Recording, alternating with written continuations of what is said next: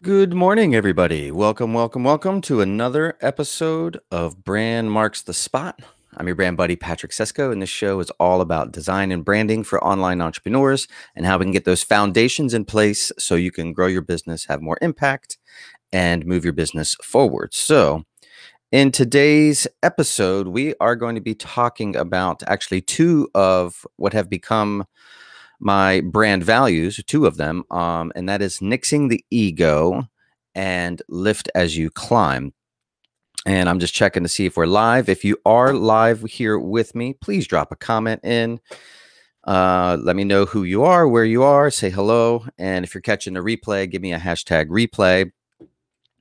And yeah, so today I wanted to talk about nixing the ego in design and also lift as you climb, which are two of my brand values. And before we get started, I wanted to share it's my free mini brand guide, and you can go ahead and grab this at patricksesko.com/free brand guide. And what this is a simple one-page Canva template that allows you to put all of your colors, your fonts, and your logos in one place. So that way you can share this with whomever is working on your brand. So that way you keep that consistency no matter who is working on your brand. And yeah, so go ahead and grab that at patricksesko.com, free brand guide. And let's get going with the show. These two things, nix the ego and lift as you climb. So like I said, these are two of my brand values, and I'm kind of on a mission to take the ego out of design and branding, especially for people who are doing it themselves, and show that, it is possible for you to do this yourself effectively. Now, when you're, starting your business and you don't have a ton of cash flow to spend on, I say expensive designers. I don't mean that they're not valuable and it's not worth that price, but oftentimes you don't have multiple thousands of dollars to spend on creating a visual brand for yourself because you've got so many rungs in the fire and you just don't have that cash flow to do that. So oftentimes we do a lot of the stuff ourselves, myself included. Of course, I'm a designer, so that's not necessarily an issue for me, but doing other things like my bookkeeping, my marketing, my emails, all those things I have learned to do myself. And it's taken me a lot longer than it would have if I were to just pay somebody to do it. But the value in that is that you learn to do it yourself. And then when you learn to do it yourself, you are able to apply your brand to those things that you're doing, whether it's email marketing or web design or whatever that is. And that way down the road, when you gain traction in your business, it's a lot easier for you to outsource that. Now, when I say nix the ego, so in my career, I've worked in design studios, print shops, corporate marketing divisions, agencies. I've done consulting. I was an employee. I was art director, all these things. And throughout my years, it was just, I don't know if it's just where I live, but there was just so much pretension and ego in design. Now, I am making a blanket statement here. It's not the case with everybody, obviously, but at the time, there was just a general set consensus or this general feeling that it was just so pretentious, like it was very, what's the word I'm looking for? It was very, a little bit off-putting, frankly. I don't know. Some of my peers might disagree with me, or I don't know, but it was very difficult, and it was just very intimidating, right? And because people just they would never want to. Many people, again, these are blanket statements, but in my experience, there were so many designers that they would do some work, and they were just very protective of their techniques and those kinds of things, and not really sharing.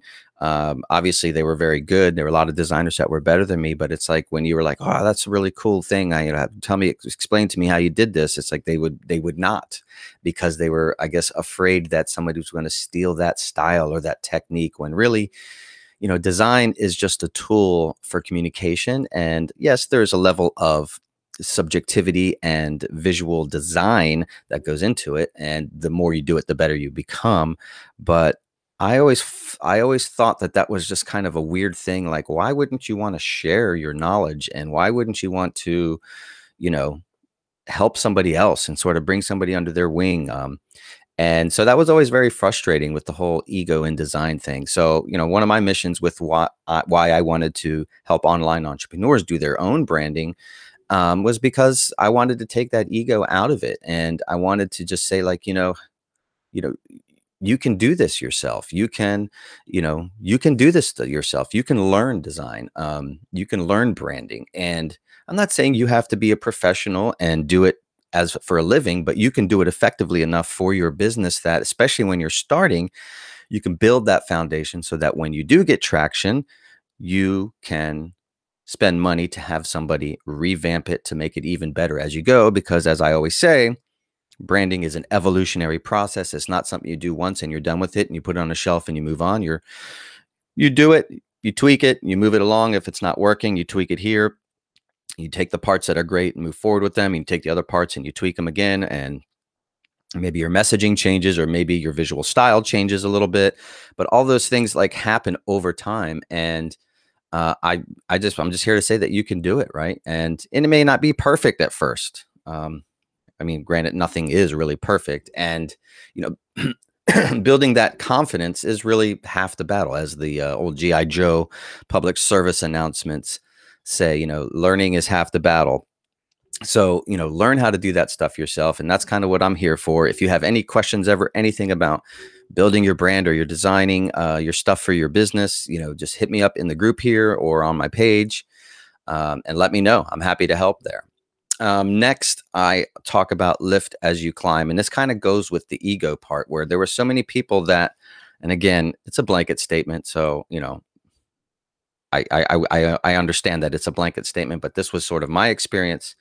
And, it was prevalent, frankly. I don't know about now, especially when you have sort of these design sites like your Fivers and your 99 Designs, where,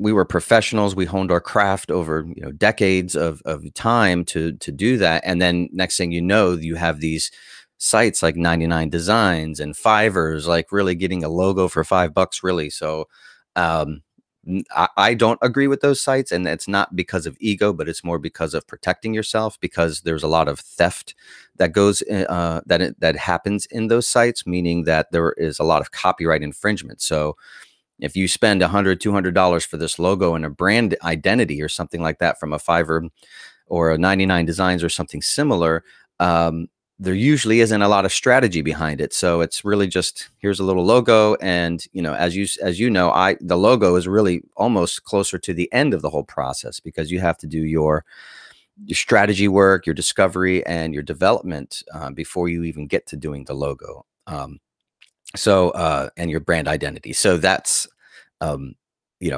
it's not really effective. And because on those sites, they get paid for quantity, right? So only one person will get paid. So if you get 200 submissions for a logo design or something like that, it's in that person's best interest to provide as many options as possible to increase their chances of winning the bid.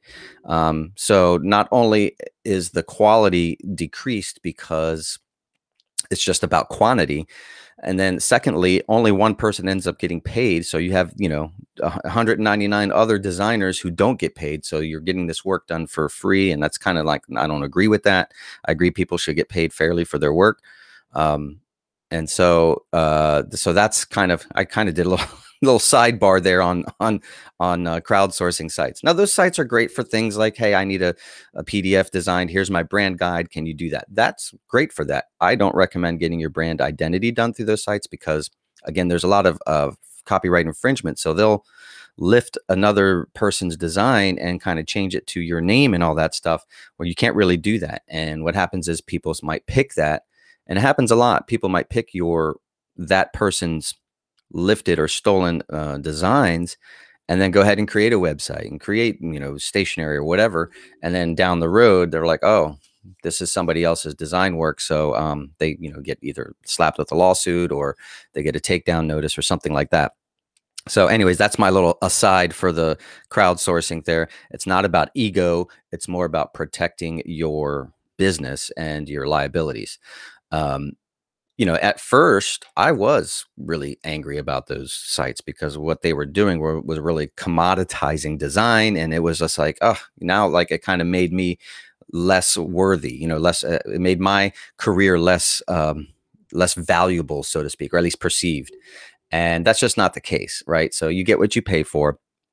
And if you're going to use those sites to get your PDFs done, then have at it, but like I would not recommend getting your branding done. So anyways, nixing the ego.